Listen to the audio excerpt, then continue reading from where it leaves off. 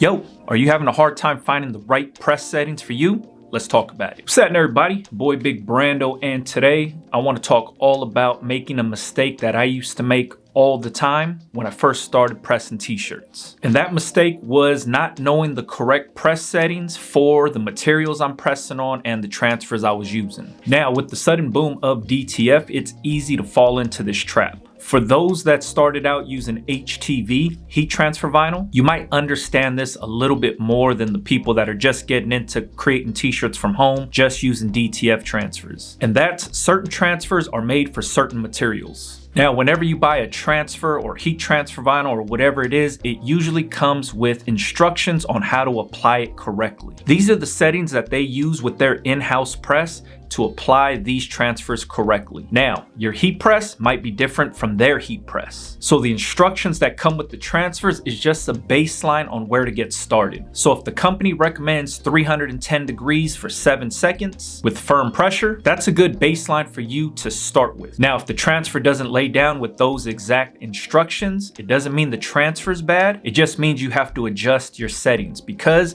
your heat press is going to be different from that shop's heat press. Remember, the recommended settings is based on their heat press that they have in shop. Chances are they're using a pneumatic press, and chances are they're using a high production heat press. This doesn't mean anything bad, this just means that you have to adjust your settings now. So if you're experiencing the transfer not laying down correctly, let's say you go to release it and the transfer peels up with it, or it's coming up in pieces, you might have to adjust your heat and go up a little bit. So if the recommended setting was 310, go up to 315. 315 doesn't work, go up to 320. And also you want to adjust your pressure. Press a little heavier, press a little bit lighter. It's all trial and error. The way I usually do it is I'll use whatever they recommend as the base, then I'll go up a few degrees and I'll go down a few degrees. I'll also switch up the duration time. If they're asking for 7 seconds, I'll go up to 8 seconds, to 10 seconds, to 12 seconds.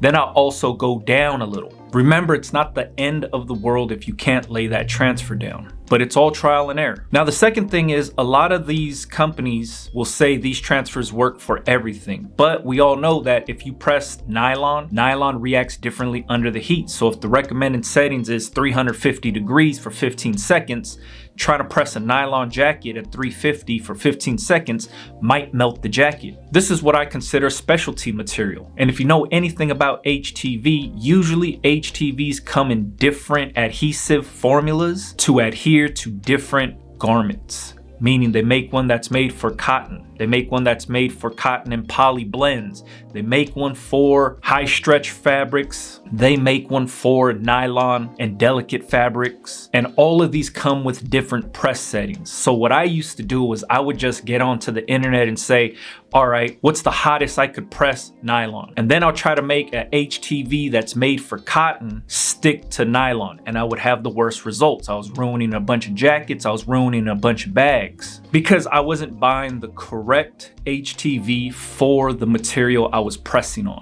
And I'm seeing this a lot now is people are hitting me up and they're like, hey, what's the best settings if I'm pressing on nylon? Because a lot of people are using coach's jackets now. And I'm like, all right, what transfer are you using? What's the recommended settings? And they're like, oh, this transfer says 370, 10 seconds. And I'm like, man, you put 370 on that nylon jacket, you might melt it. They're like, well, what should I be pressing it at? And I'm like, man, I don't think that transfer is made for nylon. And then they're confused. They're like, I thought, these transfers work on everything. Some of these companies claim that they do, and maybe they do have success in pressing that same exact transfer on a delicate fabric, but in my experience, I've always failed at that.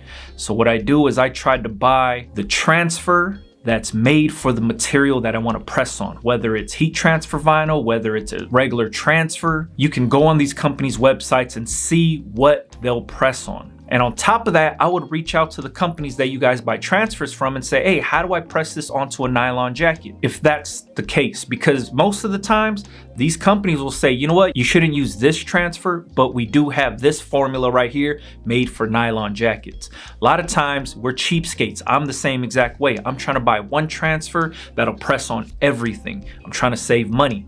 And I'm like, all right, I just want to test this out on like 10 jackets, but I also want to use this same transfer for like 50 t-shirts. And I get it. But at the same exact time, if you want something to last and be durable, you kind of have to buy the products that's made for the certain material that you plan on pressing on. One, you don't want to melt a jacket because those coaches jackets are pretty expensive, and that's a very expensive mistake if you melt it or the transfer gets all messed up. So you want to be able to actually get the right transfer made for the right material for the best success. But like for myself, I like to use Supacolor's Super Low Melt. That transfer is made for delicate fabrics. It presses at a very low temp. It adheres really good. It washes really well. But that means I have to buy a specific transfer for a specific material, and those transfers can only be applied to those materials. So cost is a factor. But like I said, I want to make sure that that transfer is going to last on whatever garment that I'm pressing on.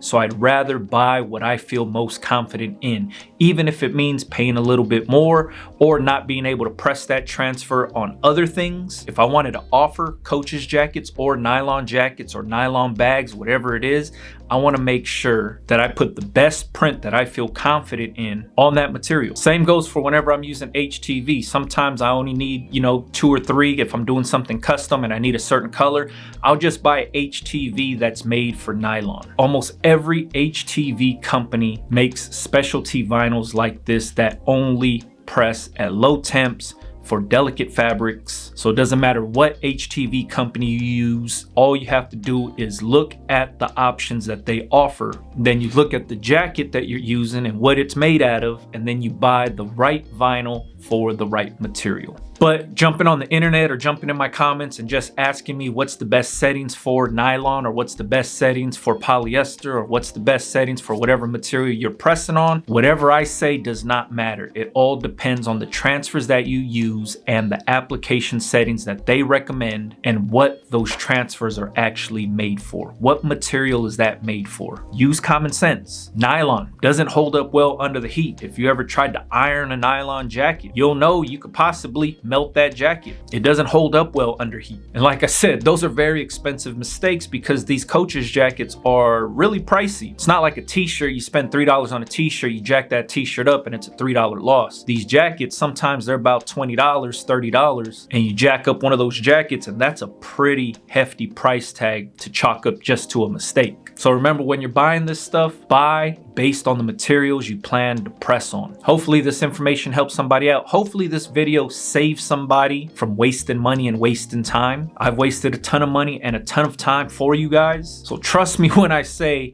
it's always best to buy the transfer that's made for the material you plan on pressing on. And if you want to check out Supacolor's low melt transfers, I'll leave the link in the description box for you guys. Order some samples, test them out. One thing that I like testing out is those nylon bags, like the drawstring bags. Sometimes they're made out of polyester, sometimes they're made out of nylon. I try to get the nylon ones. They're fairly cheap. Those are the ones that I use a lot of testing when I'm doing like nylon or anything. If I'm trying to figure out my pressure, if I'm trying to figure out my press settings, I'll buy a few of those drawstring bags, like the cheap promo ones. They usually come out to like $1, $1.38 or something like that. I buy those just to test stuff out because that material, like I said, those jackets are expensive. Before I press on the jacket, I want to make sure I can lay this thing down. So a lot of times I'll buy cheap nylon bags just to test things out. I want to make sure I get the pressure right, and I want to make sure I get my settings right before I introduce it to an actual jacket. Just a little helpful tip for you guys out there. If you wanted to, follow me on Instagram, Big Brando TV. Leave all your questions for me in the comments here or over there. Catch you guys on the next one, man. Yeah.